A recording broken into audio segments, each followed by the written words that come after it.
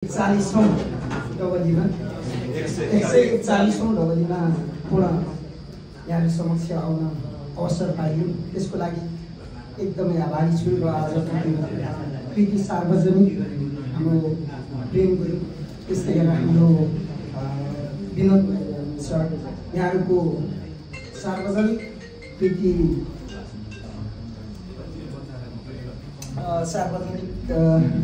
सार्वजनिक पनि भएको छ र यस आजको यो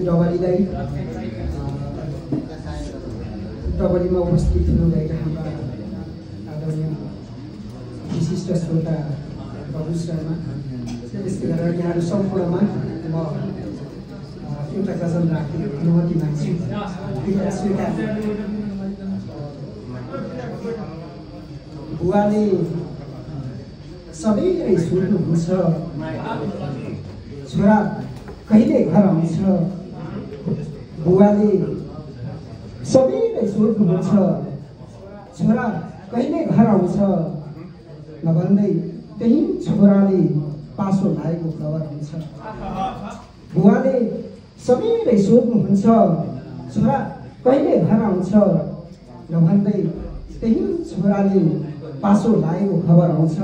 सरकार तपाईको सिँचाइ योजनामै भयो। सरकार तपाईको सिँचाइ योजनामै रह्यो। भन्नुहोस् खेती गर्ने किसानको कसरी रहर आउँछ। यही छोराले पासो लागेको खबर आउँछ। हुन त ढिलै भए पनि आउन त मलाई आएको हो। हुन त ढिलै भए पनि आउन त मलाई आएको हो। जब परीक्षा सकिएपछि सबै प्रश्नको उत्तर जब परीक्षा सकिएपछि सबै प्रश्नको उत्तर आउँछ। तिमीले हाँसिरहँदा पनि मलाई हँसाउन सक्दैनौ। तिमीले हाँसिरहँदा पनि मलाई हँसाउन सक्दैनौ। तिमी हाँसेकै तस्बिर हेर्दा मैले रुने अवसर आउँछ। तिमी हाँसेकै तस्बिर हेर्दा मैले रुने अवसर आउँछ। आमाले वृद्ध भत्ताले केही रासन आउँछ भन्छन्। आमाले वृद्ध भत्ताले केही रासन आउँछ भन्छन्।